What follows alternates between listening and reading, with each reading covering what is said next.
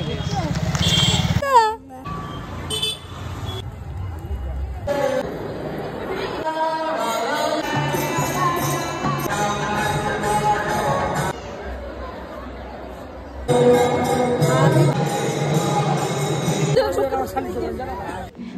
বন্ধুরা, good evening. আজকের দিনটা ছিল 1st অফ জানুয়ারি। তো আজকে হচ্ছে নিউ ইয়ার। তো নিউ ইয়ারের সারা দিনটা আমরা ঘরের মধ্যেই কাটালাম। তো তাই বিকালবেলা মাম্মি বলছিল যে চল একটু বাইরে থেকে কোথাও ঘুরে আসি। আজকে যেহেতু নিউ ইয়ার, ঘরে বসে থেকে তো ভালো লাগবে না। তো তাই আজকে ভাবলাম যে যাই। আমি এই দুদিন আগে যে মন্দিরটাতে গিয়েছিলাম, সেই মন্দিরটাতেই আবার গিয়ে একটু ঘুরে আসি, কারণ মাম্মি তো আর সেদিন যায়নি আমার সাথে। তো আমরা রেডি হয়ে বেরিয়ে পড়েছি। আর এইটা হচ্ছে আমাদের গঙ্গাধারপুর মান্নাপাড়ার যে দুর্গা মন্দিরটা। তো এই মন্দিরটাতেই দুর্গা পুজো হয় প্রত্যেক বছর। আমার তো কোনো বছর তেমন আর আসা হয়নি। কালী পুজোতে অনেকবার ছোটোবেলায় এসেছিলাম, কিন্তু দুর্গা পুজোতে আর আসা হয়নি কোনো বছর। তো যাই হোক, এখন আমরা অটোর জন্য অনেকক্ষণ দাঁড়িয়েছিলাম বেশ, কিন্তু অটো আসছে না। আর যেগুলো আসছিল সেগুলো সব রিজার্ভ যাচ্ছিল। তো তারই জন্য আমরা অনেকটা পথ হেঁটে হেঁটেই আসলাম। তারপরে হাঁটতে হাঁটতে দেখো আমরা একবারেই গঙ্গাধারপুর বাজারের কাছে চলে আসলাম। তো এখান থেকে ফাইনালি আমরা অটো পেলাম। তো অটোতে প্রচুর রকমের ভিড় ছিল, কিন্তু তারা সামনেই আর একটু কিছুটা গিয়ে নেমে পড়েছিল। তো তাই একটু আমরা ফ্রিলি বুঝতে পারলাম। আর আজকেও দেখো যেতে যেতে সেই সন্ধে হয়ে যাচ্ছে, সূর্য মামা ডুবে যাচ্ছে সেই দূরে। আর কিন্তু একটা জিনিস অটোতে বসে এখানে বেশ ভালো লাগে, এখানে চারিদিকটা যে প্রকৃতি আর চারিদিকে যে তোমরা গাছপালা দেখছো, এটা ব্যাঙ্গালোরে খুব কম দেখা যায়। গাছপালা আছে, কিন্তু দেশের মতন তো আর নেই, এরা মাঠঘাট। তো সেগুলো হয়তো আউটসাইডের দিকে আছে। তো সেটাই আর কি আমি দেখতে দেখতে আসছিলাম। তারপরে এখানে আসার পর দেখছি আজকে অনেক মানুষ এসেছে, কারণ আজকে 1st অফ জানুয়ারি। আর অনেক কটা দোকানপত্রও বসেছিল বাইরে, স্টলস। তো চলো দেরি না করে আগে মন্দিরের ভেতরে যাই, তো না হলে সন্ধে হয়ে যাবে। আবার সন্ধে হয়ে গেলে বাড়ি যেতেও দেরি হয়ে যাবে। তো তাই বেশিক্ষণ বাইরে না ওয়েস্ট করে টাইম, আমরা সিধে চলে গেলাম মন্দিরের ভেতরে। আর আজকে যেহেতু বললাম নিউ ইয়ার, তো নিউ ইয়ারের জন্য দেখতে পাচ্ছ চারিদিকে মানুষ পিলপিল করছে। আর এর আগের দিন যখন এসেছিলাম আমি আর সান্তনা আর অঙ্কন, তখন মানে না বরাবরই মানুষ ছিল। তো আজকে এখানে এসে দেখছি এখানে কীর্তনও হচ্ছে।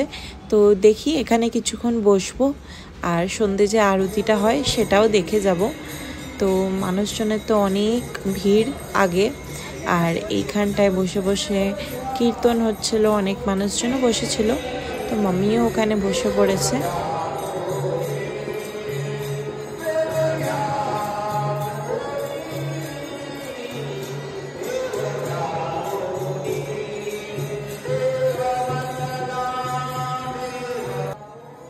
সন্ধ্যের আরতিটাও স্টার্ট হয়ে গেছিলো, এখন সবাইকে প্রসাদ দেওয়া হচ্ছে। তো আমিও সামনে গিয়ে একটু দাঁড়ালাম, আরতি দেখছিলাম। তো দেন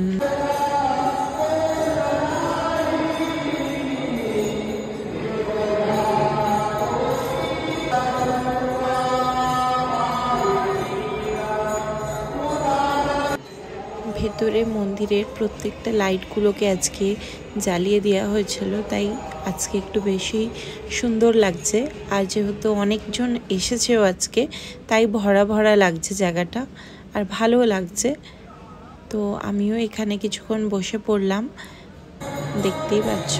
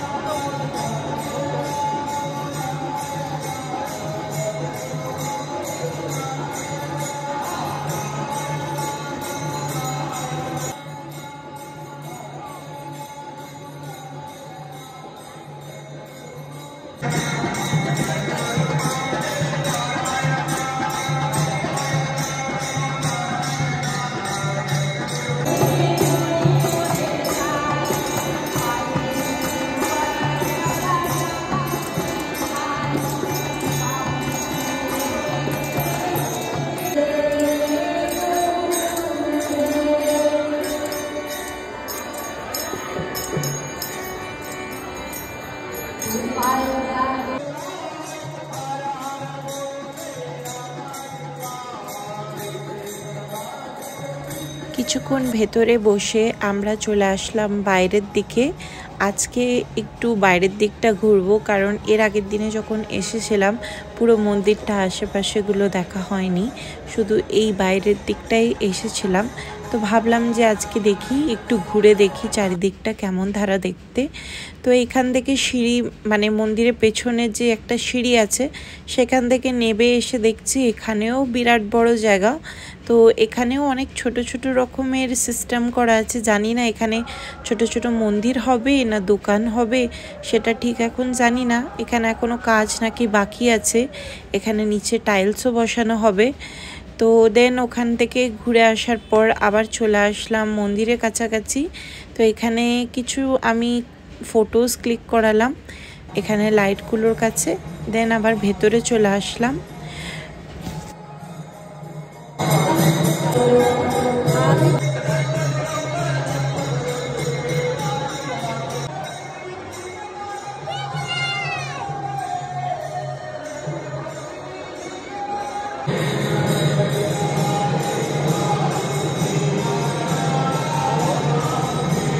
তো মন্দির থেকে বেরোনোর টাইমে দেখো বাইরের দিকেও এসে দেখছি যে অনেক লাইট জ্বলেছে। তো আমরা এখন বাইরের দিকে চলে এসেছি। এটা হচ্ছে বাইরে থেকে রাত্রির ভিউ, খুব সুন্দর লাগছে লাইটগুলো জ্বেলে দেওয়ার কারণেতে। তো চলো এখন আমরা যাব হচ্ছে যেখানে স্টলসগুলো বসেছে। তো এখানেও দেখছি সব লাইটগুলো এখন আস্তে আস্তে জ্বেলে দেওয়া হচ্ছে। তো যেহেতু কালারফুল লাইট, দেখতে খুব সুন্দর লাগছে। আর আমার পেছনে দেখতে পাচ্ছ মন্দিরটা। আর এখন চলে এসেছি স্টলস এরিয়াতে। এখানে অনেক খেলনা এসবের দোকানপত্র বসেছে দেখছি। তো আমরা তো এখান থেকে আর কিছু নেব না, আমরা যাব হচ্ছে খাওয়ার স্টলেতে, দেখি আজকে কি পাওয়া যাচ্ছে।